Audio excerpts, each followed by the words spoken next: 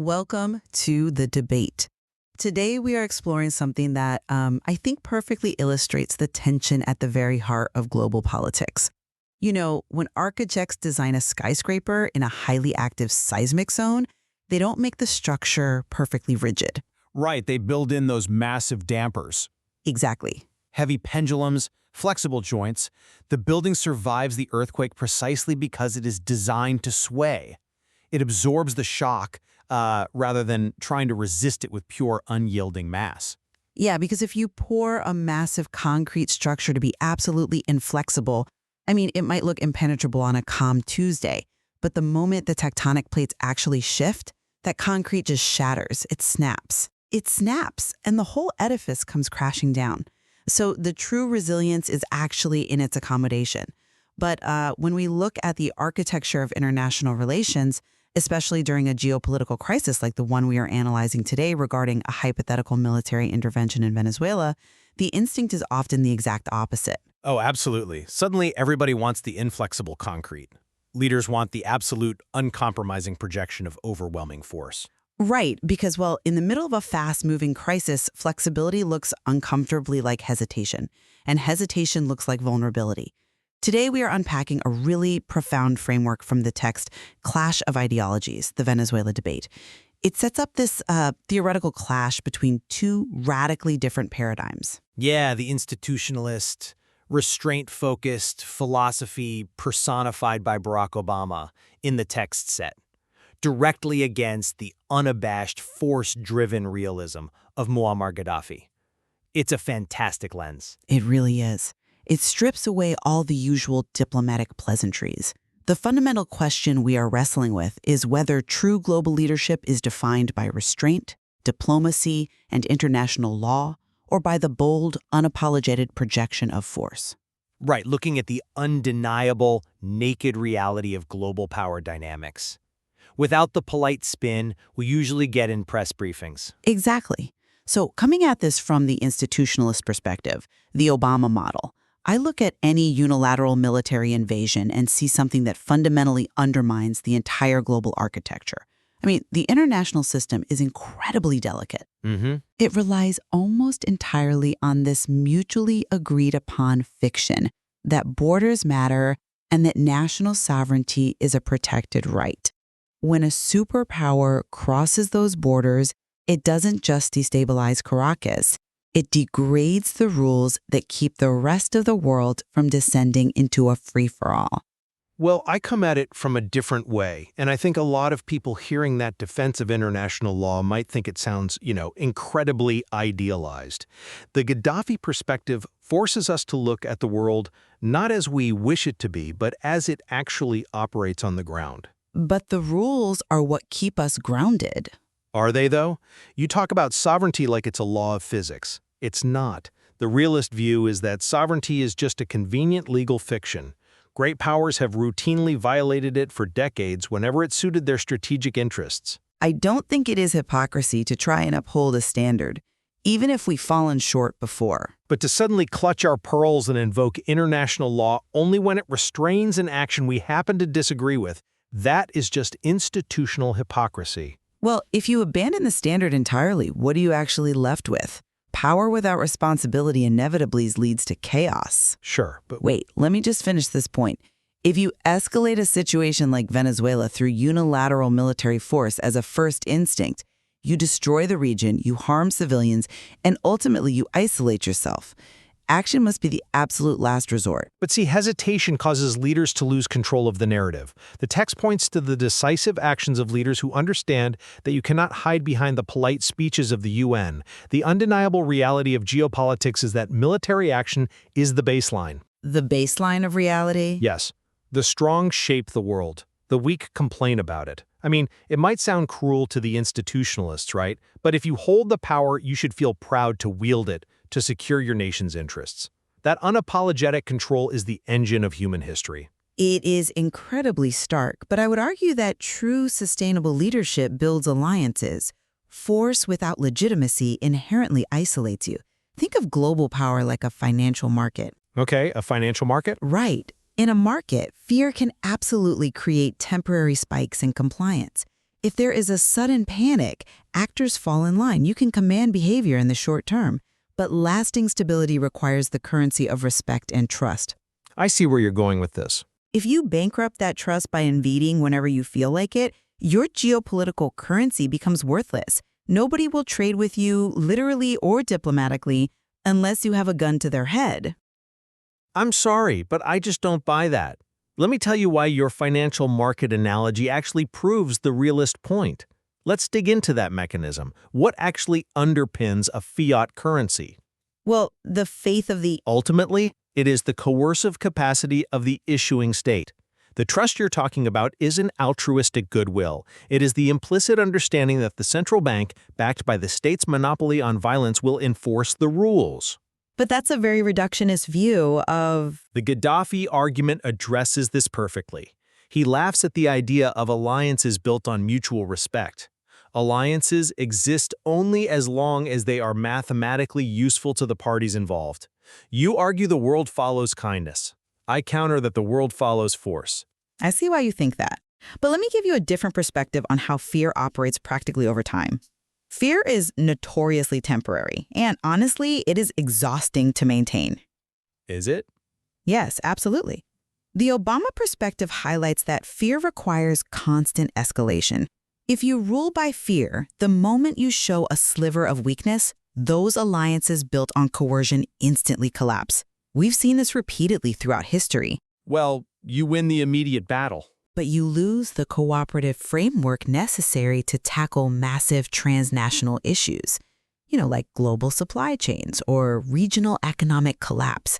Military force simply cannot shoot its way out of those problems. I mean, that assumes the primary goal of foreign policy is a cooperative global framework, rather than direct, unabashed control of strategic assets. Right. Which brings up what happens when a nation actually uses that force and how they sell it.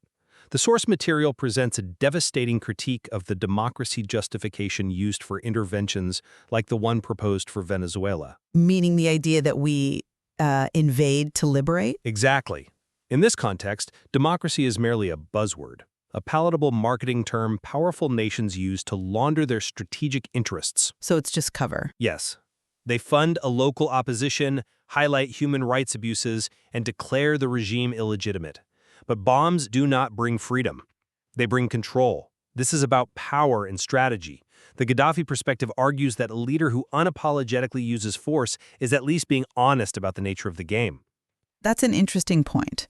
I don't deny for a second that interventions have been cloaked in the language of democracy while pursuing strategic interests. That hypocrisy definitely exists. Oh, it's rampant. But you cannot dismiss the foundational value of democratic accountability just because bad actors weaponize it. Democracy, while imperfect, relies on the will of the people. You cannot impose that from the outside through the barrel of a gun. But what if the goal isn't democracy at all? When you abandon the restraint international law demands, when you prioritize raw control over human life, the costs are absolutely catastrophic.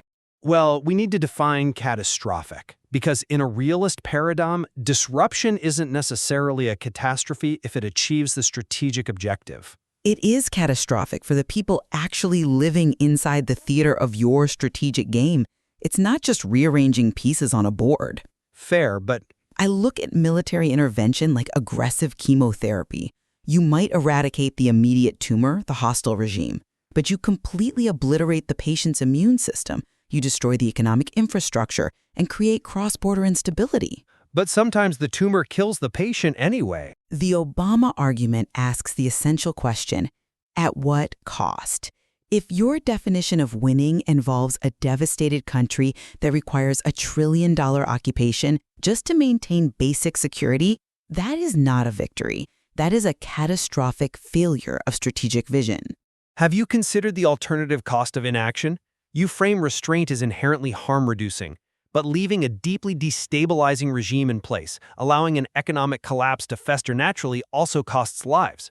Yes, but the scale... The difference is simply whether a leader has the stomach to step in and take ownership of the outcome. You say leadership is minimizing harm. The Gaddafi avatar counters this explicitly. Leadership is about winning.